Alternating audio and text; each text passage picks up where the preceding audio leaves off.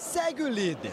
Já são 7 jogos de invencibilidade para o Botafogo no Campeonato Brasileiro. A vítima da vez foi o Internacional em noite de estreia do novo treinador Roger Machado. Dentro das 4 linhas, a partida não foi de fortes emoções. Os donos da casa souberam administrar os lances de ataque. Júnior Santos chegou a construir uma bela jogada, com direito a drible em Rocher.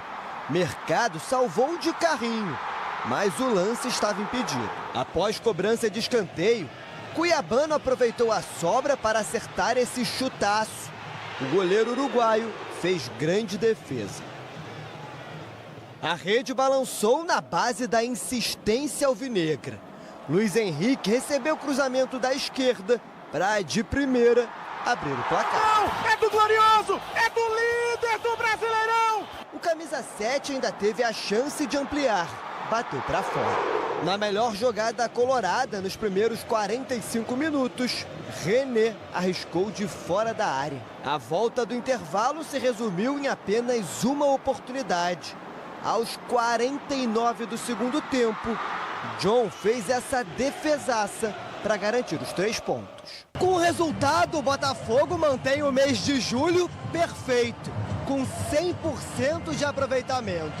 São 5 vitórias, 15 pontos somados e a liderança isolada do Campeonato Brasileiro. Este era um jogo para nós muito perigoso, tendo em conta aquilo que era o próprio contexto. Nós sabemos disso, preparamos o jogo em cima dessa dificuldade e a dificuldade seria sempre aquilo que é um adversário que muda de treinador há 2 dias atrás, um adversário que vinha numa sequência de resultados não positivos. Fizemos aquilo que era preciso. Fizemos aquilo que era preciso para podermos vencer. O Botafogo volta a campo na quarta contra o São Paulo, defendendo a ponta do Brasileirão. São mais 3 pontos e que nesta altura são 3 pontos que nós queremos, projetando já o próximo jogo, sabendo que fechamos esta primeira volta na próxima jornada, esperar poder somar mais 3 para fazermos 42. Vamos com toda a certeza tentar dar o nosso melhor para que no próximo jogo possamos ter a capacidade de defrontar ou de vencer um adversário que é também ele muito forte e que está nesta altura também a fazer uma temporada muito boa. Importantíssima vitória, mas quarta-feira já tem o São Paulo, que é outro jogo duríssimo também. É lá no Morumbi, né? O jogo é no Morumbi, perdão. Mas vamos, antes da gente projetar, vamos falar do que aconteceu nesse duelo. Um jogo bom do Botafogo, eu achei, Dorelhão. Não sei se foi 1-0, mas poderia ter sido mais. Muito bom, principalmente no primeiro tempo. O Botafogo começou muito em cima do Inter, teve essa chance aí com o Tietê, teve algumas outras oportunidades no primeiro tempo. Poderia ter aberto o placar até antes do gol do Luiz Henrique. Luiz Henrique, o Savarino, muito bem no jogo. O Igor Jesus estreou muito bem. Ele começou no lugar do Tiquinho, o Tiquinho foi poupado. Ele começou e fez uma partida muito boa e teve participação decisiva, inclusive, no gol. Faz a parede, serve o Cuiabano e o Cuiabano vai na linha de fundo, bate cruzado. Quer dizer, nem na linha de fundo, né? Mas vai, leva ali, bate cruzado pro meio da área e o Luiz Henrique aparece muito bem. O Botafogo no primeiro tempo foi dominante. No segundo tempo eu senti que baixou um pouquinho, talvez até pela sequência de partidas. O desgaste talvez tenha pesado um pouco. O Inter, naturalmente, também precisando de um empate, saiu um pouco mais. Mas o Botafogo só foi sofrer mesmo naquela chance final ali. Uma bola que, já no último minuto, o jogador do Inter chuta, a bola desvia e o John consegue fazer uma boa defesa. Mais uma vez decide a favor do Botafogo. Mas foi uma partida muito segura do Botafogo. Quase o tempo todo superior ao Internacional. Fernandão, como é que você viu esse jogo? Eu gostei muito do Botafogo, concordo com o Dori. Começa sempre muito forte jogando em casa, pressionando o adversário, saindo com muita velocidade quando o adversário tenta esboçar alguma reação, sai um pouco pro ataque. Me agrada muito a forma com que Luiz Henrique e o Savarino jogam, porque eles são 2 pontas, entre aspas, que saem do lado para dentro do campo. E quando eles saem do lado para dentro, eles se aproximam. E quando tem 2 caras bons, tecnicamente, rápidos, que com uma inteligência um pouco diferente da dos outros, sai coisa boa. E aí isso tem acontecido com o Botafogo. O Savarino, ele não aparece tanto para o jogo, mas consegue dar passes importantes, tem movimentações bem interessantes que abrem espaço tanto para o Igor Jesus nesse jogo, quanto para o próprio Luiz Henrique quando eles estão mais próximos. E a gente fala do Luiz Henrique. O Dori estava falando aqui muito inteligentemente que ele tem feito gols e sido importantíssimo em jogos decisivos. E na minha opinião, que achava que ele estava faltando um pouco dele, me parece que ele está assumindo esse protagonismo no Botafogo, assumindo essa função do cara que vem para fazer com que as coisas aconteçam para o Botafogo quando não andam muito bem. E é legal ver um moleque conseguindo ter essa desenvoltura, jogar muito bem. Mas um ponto importantíssimo, os dois volantes do Botafogo, os dois meias do Botafogo, volante não, que isso é coisa do passado. O Botafogo reveza, ele tira os dois, troca um, troca outro, e o nível continua o mesmo. E o Alan nem estreou, hein? No jogo passado foram Gregory e Marlon, nesse jogo foram Danilo e Tietê, e o nível continua o mesmo, tanto técnico quanto físico. Isso faz com que o Botafogo continue sempre sendo competitivo, mesmo trocando jogadores importantes. A gestão de grupo é muito boa do Arthur. E sobre o Luiz Henrique, gol contra o Internacional, só pra gente enumerar aqui, gol contra o Atlético Mineiro, jogada do gol contra o Palmeiras, jogou muito contra o Fluminense, gol contra o Flamengo, 5 adversários que a gente sempre espera que estejam brigando lá em cima, jogos que o Luiz Henrique decidiu recentemente. Não fez gol contra o Galo, não? Gol contra o Galo, citei. Gol contra o Galo. Se eu não falei, gol contra o Galo também. Mas eu fiz esse levantamento na semana passada para a gente poder observar, porque eu e o Fernandão, a gente sempre fala muito aqui, pô, o Luiz não está sendo brilhante, mas volta e meia em jogo grande ele aparece. E além de gols, assistência, ele também tem dado assistência que é para gol de decidir o jogo, gol da vitória.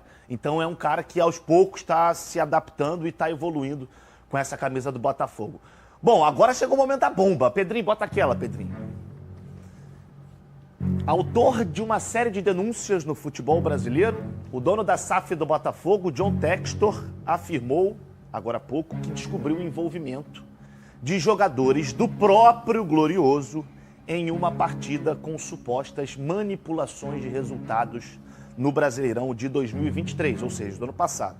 O Textor revelou também que um dos relatórios produzidos pela Good Game constatou manipulação por parte de atletas do Alvinegro do ano passado. Segundo o empresário, esses jogadores não fazem mais parte, o termo que ele usou na entrevista ao Globoesporte.com foi: não fazem mais parte da rotação. Isso faz com que a gente tenha duas interpretações. Uma, pode ser que o jogador não esteja mais no Botafogo, não faça mais parte do elenco, ou então ele ainda faça parte do elenco, mas não é mais considerado um atleta titular.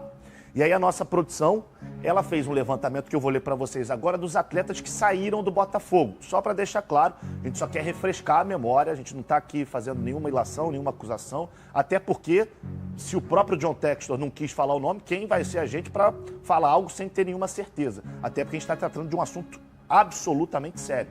Então, os atletas que saíram do Botafogo de 2023 para 2024 foram Janderson, Vitor Sá, Vitor Cuesta, Felipe Sampaio, Adrielson, Lucas Perry, Lucas Fernandes, Gabriel Pires, Di Plácido, Luiz Henrique, o outro atacante, Gustavo Sauer e o Luiz Segovia, o zagueiro, o Segovinha e o Carlos Alberto, dois atacantes. Eles saíram, retornaram ao Botafogo, mas parece que não vão ter mais espaço. Essa é a primeira parte. Agora a gente tem a outra interpretação, que pode ser um atleta que ainda esteja no Botafogo, mas que não participe mais do jogo como titular. Tudo isso, é claro que os órgãos competentes, o John Textor, inclusive, na entrevista coletiva, já afirmou que entregou tudo isso aos promotores. Então agora a gente aguarda para saber o que de fato vai acontecer, mas é uma situação extremamente lamentável. Tá aí, a gente tem a arte para vocês, as palavras do Textor sobre esses atletas envolvidos na manipulação de resultados. Preciso ter explicações para algumas coisas que acontecem no nosso jogo. Porque as pessoas falam sobre o colapso do Botafogo e desses jogos que não conseguimos vencer. Então eu comecei a olhar alguns desses jogos e pelo menos um deles foi manipulado por jogadores do Botafogo. Não vou dizer quem são, porque eles merecem se defender. Por melhor que seja a evidência, por mais que seja uma tecnologia testada por 10 anos, e agora é uma tecnologia ainda melhor. É chato, né? Porque eu conheço esses jogadores. Eles não estão mais na rotação. Aí esse é o termo que eu fui bem claro aqui, que gera uma dupla interpretação. Mas é um fato delicado, né? Mais uma vez, mais uma informação envolvendo isso. A gente sabe que esse é um tema muito sério. A gente precisa levar com seriedade, mas o John Textor, ao mesmo tempo, precisa entregar provas aos órgãos para que a gente tenha, de fato, uma investigação, caso isso seja real. Mas é lamentável, né? Cada vez mais a gente está vendo isso acontecer, informações sobre isso pipocando aqui, pipocando lá. O Botafogo está sendo tão feliz dentro do campo. Não precisava, né? É desnecessário, ainda mais de forma evasiva. A gente já viu o que está acontecendo aí, o que aconteceu com relação às punições que o Textor já já teve. Enfim, se for verdade, que bom que veio para ajudar. Mas, sendo evasivo assim, não adianta. Vamos ver o que vai acontecer daqui para frente. Eu tenho certeza que teremos novos capítulos envolvendo essa novela.